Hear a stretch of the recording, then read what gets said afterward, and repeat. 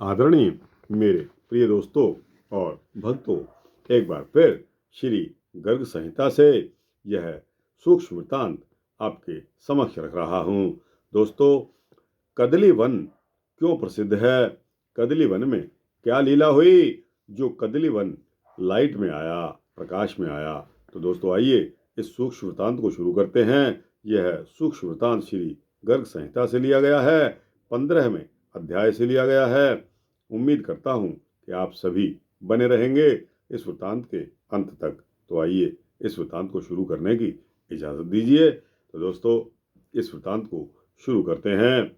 श्री नारद जी कहते हैं कि राजन, इस प्रकार श्री हरि की चर्चा करते हुए नंद और उद्धव जी, वह उनकी रात एक क्षण के समान व्यतीत हो गई। उनके हर्ष को बढ़ाने वाली होने के कारण उसका क्षणदा यानी कि आनंददायिनी नाम चरितार्थ हो गया। जब ब्रह्म मुहूर्त आया तब सारी गोपांगनाओं ने उठकर अपने अपने द्वार की देहली एवं आंगन को लीपकर वहां प्रज्वलित दीप रख दिए। फिर हाथ पैरों को धोकर मथानी से रस्सी लगाकर वे स्नेह युक्त दही को सब ओर से मथने लगे। मथानी की रस्सी खींचने से चंचल हुए हार और हाथों के कंगन बज रहे थे। उनकी वेणियों से फूल झरझर कर गिर रहे थे और चमकते हुए कुंडल उनके कानों की शोभा बढ़ा रहे थे। वे सब की सब चंद्रमुखी, कमल नयनी तथा विचित्र वर्ण के वस्त्र धारण करने के कारण अत्यंत मनोहर थीं। श्री कृष्ण और बलदेव के मंगलमय चरित्रों का घर घर में जहां तहां प्रेम पूर्वक गान कर रही थी। प्रत्येक गोष्ठ में सुंदर गौएं इधर उधर रंभा रही थी। गली गली में सर्वत्र दही मथने के शब्द से मिश्रित गोपांगनाओं का गीत सुनकर विस्मित हुए उद्धव इस प्रकार बोल उठे कि अहो, इस नंद नगरी में तो भक्ति देवी यत्र तत्र सर्वत्र नृत्य कर रही हैं, नाच रही हैं। इस प्रकार कहते हुए वे गांव से बाहर यमुना नदी में स्नान करने के लिए चले गए। गोपियां बोली कि सखियों, आज यहाँ किसका रथ आन पहुंचा है, अथवा वह क्रूर अक्रूर ही तो फिर कहीं दोबारा नहीं आ गया, जो नूतन कमल दल लोचन श्री नंद नंद को महापुरी मथुरा में लिवा कर ले गया था। जैसे कद्रू ने जगत के लोगों को मारने या डसवाने के लिए ही इधर उधर विषधर नागों को उत्पन्न किया है, उसी प्रकार स्नेही सत्पुरुषों को तीव्र ताप देने के लिए ही न जाने उस माता ने उसे किस कुसमय में जन्म दिया था, जो कंस का स्वार्थ साधक तथा कंस का ही अत्यंत निर्दयी सखा है। वह इस ब्रजमंडल में फिर क्यों आ गया है? अपने मरे हुए स्वामी की पारलौकिक क्रिया क्या आज वह हम लोगों के प्राणों से ही संपन्न करेगा क्या? श्री नारद जी आगे कहते हैं कि राजन, इस प्रकार बातचीत करती हुई ब्रज की गोपांगनाएं सारथी के मुख को 2 अंगुलियों से ठोक कर निकट से पूछने लगी कि जल्दी बताओ, ये किसका रथ है? बेचारा सारथी आर्त भाव से हक्का बक्का हो गया और देखने लगा। इतने में उन्हें उद्धव जी आते हुए दिखाई दिए। उनकी कांति मेघ के समान श्याम थी, नेत्र प्रफुल्ल कमल दत्त के समान विशाल थे। आकार भी श्री कृष्ण से मिलता जुलता था। वे करोड़ों कामदेवों को मोह लेने वाले जान पड़ते थे। उनके शरीर पर पीतांबर सुशोभित था।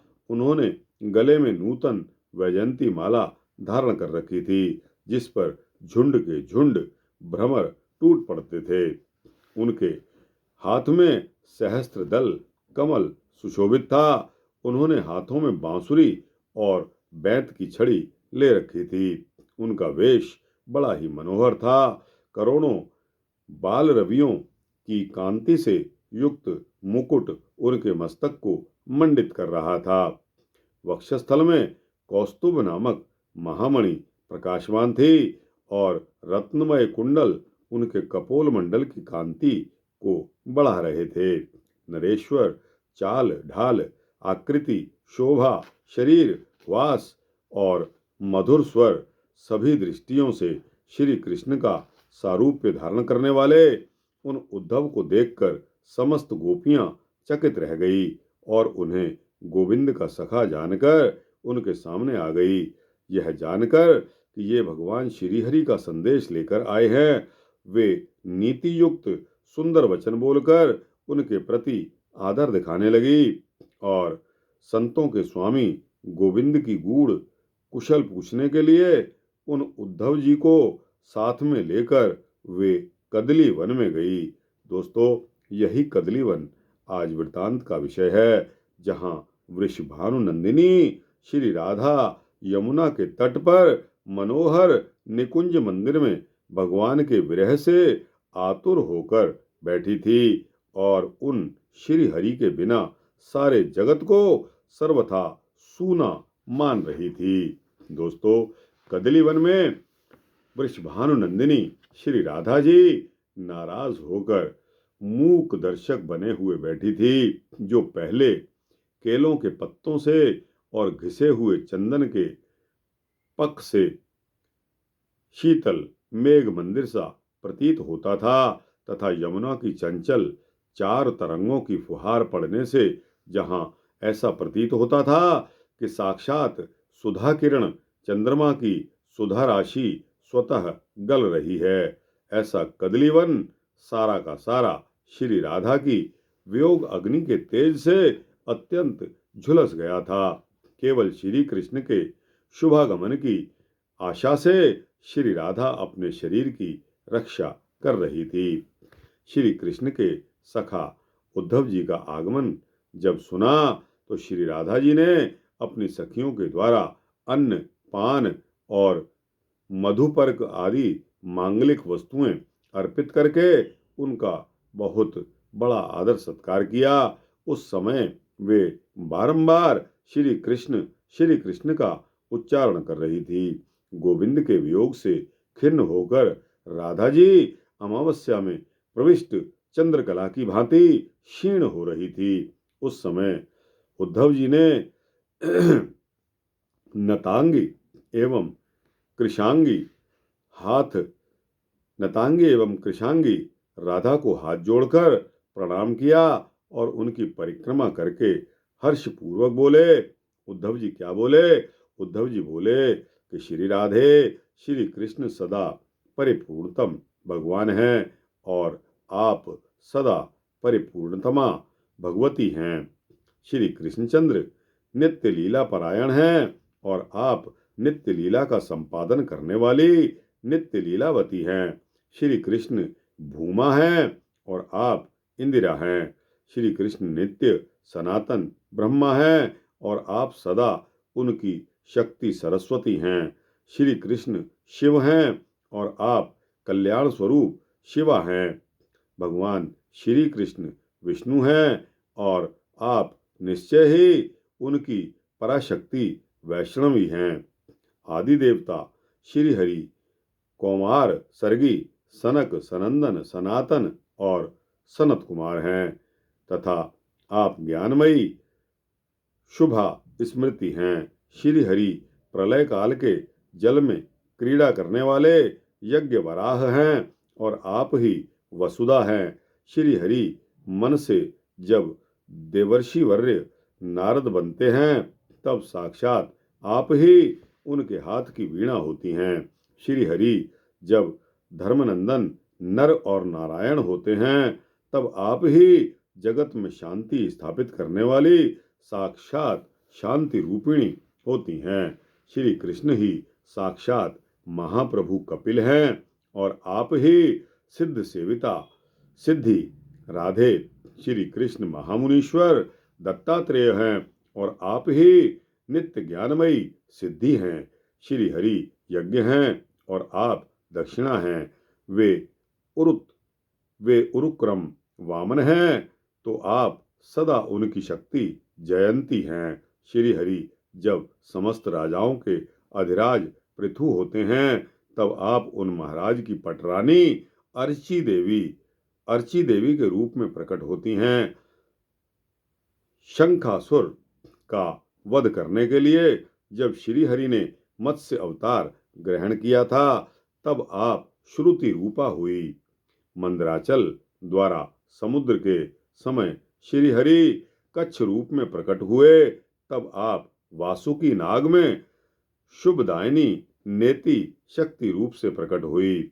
शुभे परमेश्वर श्री हरि जब पीड़ाहारी धन्वंतरी के रूप में आविर्भूत हुए, तब आप दिव्य सुधामयी औषधि के रूप में दृष्टिगोचर हुई। श्री कृष्णचंद्र जब मोहिनी रूप में सामने आए, तब आप उनके भीतर विश्व मोहिनी के रूप में अभिव्यक्त हुई। श्री हरि जब नरसिंह रूप धारण करके नरसिंह लीला करने लगे, तब आप निज भक्त वत्सला लीला के रूप में सामने आई। जब श्री कृष्ण ने वामन रूप धारण किया, तब आप अपने भक्त जनों के द्वारा कीर्ति रूपिणी हुई। जब श्री हरि भृगुनंदन परशुराम रूप धारण करके सामने आए, तब आप ही उनके कुठार की धारा बनी। श्री कृष्णचंद्र जब रघुकुल चंद्र श्री राम हुए, तब आप ही उनकी धर्म पत्नी जनक नंदिनी सीता जी थी। जब शारंग धनवा श्री हरि बादरायण मुनि व्यास के रूप में प्रकट होते हैं, तब आप वेदांत तत्व को प्रकट करने वाली देववाणी के रूप में आविर्भूत होती हैं। वृष्णि कुल तिलक माधव ही जब संकर्षण रूप होते हैं, तब आप ही ब्रह्म भवा रेवती के रूप में उनकी सेवा में विराजमान होती हैं। श्री हरि जब असुरों को मोहित करने वाले बुद्ध के रूप में प्रकट होते हैं, तब आप विश्वजन मोहिनी बुद्धि होती हैं। जब श्री हरि धर्मपालक कल्की के रूप में प्रकट होंगे, तब आप कृत रूपिणी होंगी। चंद्रमुखी राधे चंद्रमंडल में श्री कृष्ण ही चंद्र रूप हैं, और आप ही सदा चंद्रिका रूपिणी हैं। आकाशगत सूर्यमंडल में श्री कृष्ण ही सूर्य हैं, और आप ही उनकी प्रभामयी परिधि के रूप में प्रतिष्ठित हैं। राधे निश्चय ही यादवेंद्र श्री हरि सदा देवराज इंद्र के रूप में विराजते हैं, और आप वहीं शची के रूप में निवास करती हैं। परमेश्वर श्री हरि ही हिरण्यरेता अग्नि हैं, और आप ही सदा हिरण्यमयी पराज्योति हैं। श्री कृष्ण ही राज कुबेर के रूप में विराजते हैं, और आप ही उनकी निधि में निधीश्वरी होकर शोभा पाती हैं। साक्षात श्री हरि ही क्षीर सागर हैं, और आप ही तरंगित होने वाली श्वेत रेशम के समान शुक्ल वर्णा तरंगमाला हैं। सर्वेश्वर श्री हरि जब जब कोई शरीर धारण करते हैं, तब आप उनके अनुरूप शक्ति के रूप में प्रसिद्ध होती हैं। स्वयं श्री हरि जगत स्वरूप तथा ब्रह्म रूप हैं, और आप ही जगन्मयी एवं ब्रह्ममयी चैतन्य शक्ति हैं। राधे आज भी वे ही ये श्री हरि ब्रजराज नंदन हैं, और आप उनकी प्रिया वृषुभान नंदिनी हैं। आप दोनों ही जगत में सुख शांति की स्थापना के लिए नाना प्रकार के क्रीड़ामय चरित्रों द्वारा ललित आदि लीलाओं के रूप में सत्वमयी लीलाएं प्रकट की हैं। पुराण पुरुष श्री कृष्ण स्वयं परब्रह्म हैं, और आप ही उनकी इच्छा रूपिणी लीला शक्ति हैं।